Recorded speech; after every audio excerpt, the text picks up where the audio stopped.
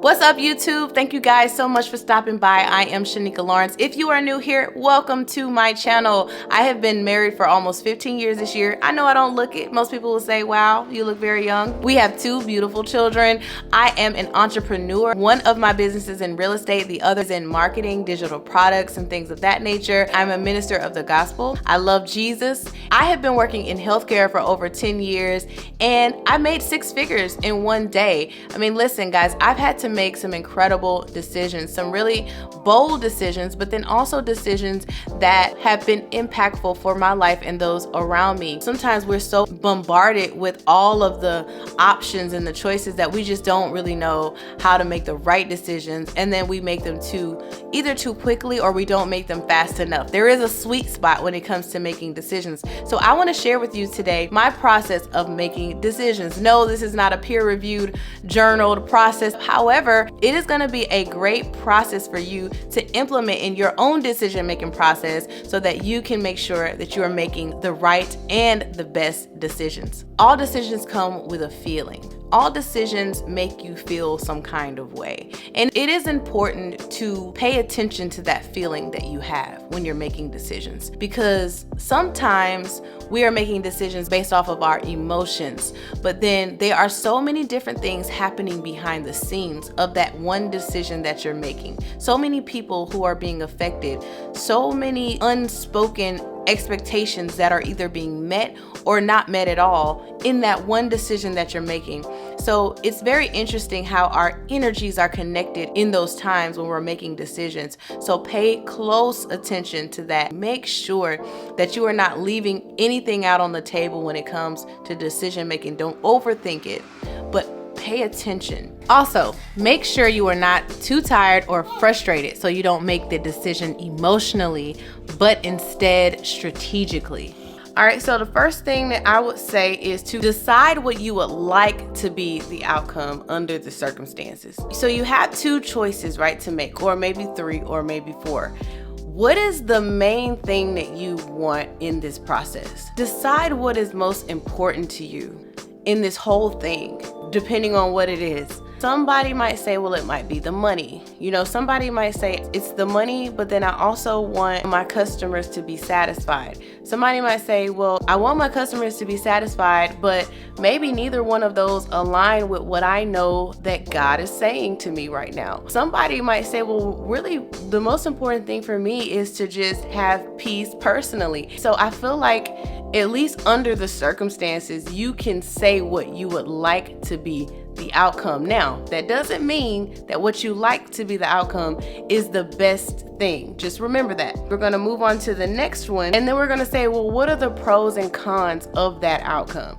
So now we've decided that we know what we would like to be the outcome. Okay, now what is the pros and cons of that outcome? Well, if I decide to go this route, I'm going to lose all of my staff. Okay, if I go this route, I'm not going to have any money left. If I go this route, I'm going to have to go get a job. So really the idea here is to weigh your desire, to really find out if it's trustworthy or not. Because again, sometimes in our hearts, we want things and we don't really understand how it affects everybody, because it's not just us. Usually when we have a business, you have other people that are involved.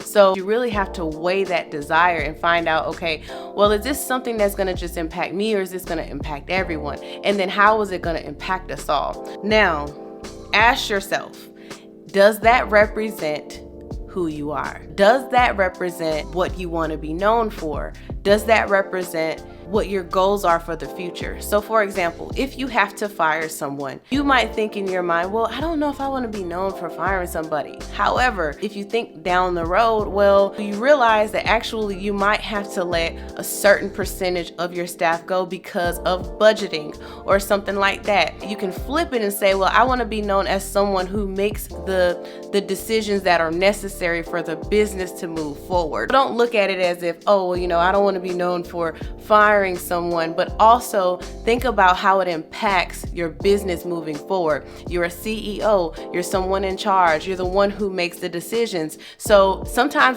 those decisions don't necessarily feel good to make. However, they are the best decisions that are needed for your growth or for your peace or for the stability of the things that are going on around you. So just think about that. Does it represent at least where you want to go? Does it represent your goals?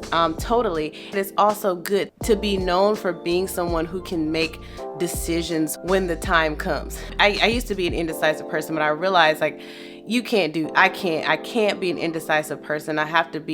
You really have to stand on something. You have to be able to think yourself through every possible outcome. You really have to think yourself through the best outcomes and make decisions based on what you believe and what you know, but then to trust that you're making the best decisions that you possibly can, right? I think that it's important to also know that you have tuition, and I like to call it the Spirit of God. I have the Spirit of God. If you know anything about this channel, we talk about our faith and we talk about the spiritual side of entrepreneurship and how it's not just ourselves in the picture. I really depend and rely on the Spirit of God. So what is the Spirit of God telling me? How is he moving me in the direction in which maybe I think that I should go, or that I'm thinking? Because I also know that, he may not say like, this is what you should do. You should go this way. You should do this way.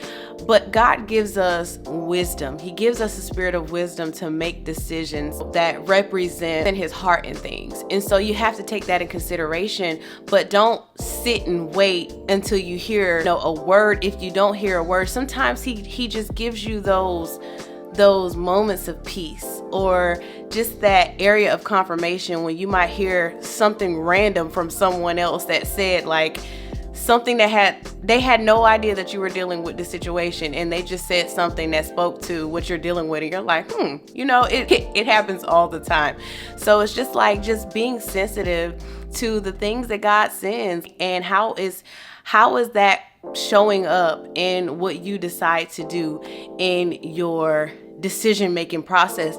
And then listen, once you figure that out, once you can weigh the options, once you can feel like, I didn't want to have to do this, but this is the direction that we're going to go. People are going to appreciate those things later on down the road. Maybe in the beginning, it might be a little, kind of crazy. I think there's always a good way to deal with anything, to deal with any person, to deal with any situation. There's always a good way to deal with it. There's always a bad way to deal with it. So once you have that feeling of peace and you can move forward, knowing that, make the decision.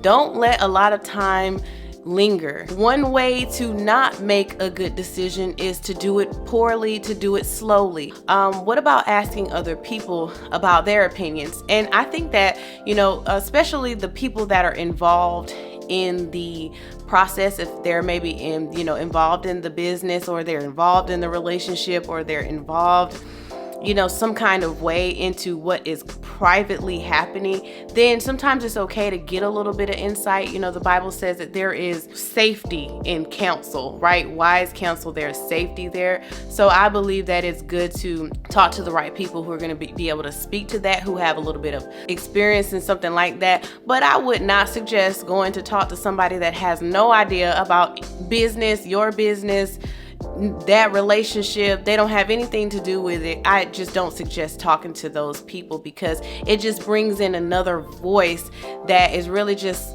more confusion added to the process, and you don't want to be confused. God is not the author of confusion, and he's not desiring that we would put ourselves in a place where we're just receiving so much from so many different places that now we just don't know what to do. So that's why, I've always seen the best outcomes when it's like, I always have to go back to myself and say, Shanika, what do you want? What do you think? What would really make you satisfied in this situation? And it might be a couple of things, like I talked about before. Once you have that figured out, then it makes more sense when you can see what the outcome will be. And once you make the decision that way, you'll be more satisfied at the end. There's another thing that I would say. Never feel as though letting someone down is a bad representation of your heart. Okay? Because everybody is not gonna be 100% satisfied with the way that you decide to do things. They're not going to be 100% supportive of the things that you do all the time. Not everyone will be. Sometimes you just cannot, most times, I won't even say sometimes, but most times, if not all, you have to make the decisions that are going to be best for you, that are going to be best for your company, that are going to be best for your life, that are going to be best for your family. And again, everybody's not going to like it, but at the end of the day, is it going to satisfy your soul? Is it going to satisfy your heart? And is it going to be something that you can look up and know that God would be proud of? Okay, God, are you proud of this decision? Are you okay with this decision? And I believe that, through prayer and seeking Him, that He will let you know and confirm how He truly feels about it. All right, y'all. So I hope that helped again. I love y'all so much. Thank you so much for watching. Like, subscribe, and comment on my channel. I can't wait to see you guys very soon in the next video. Bye.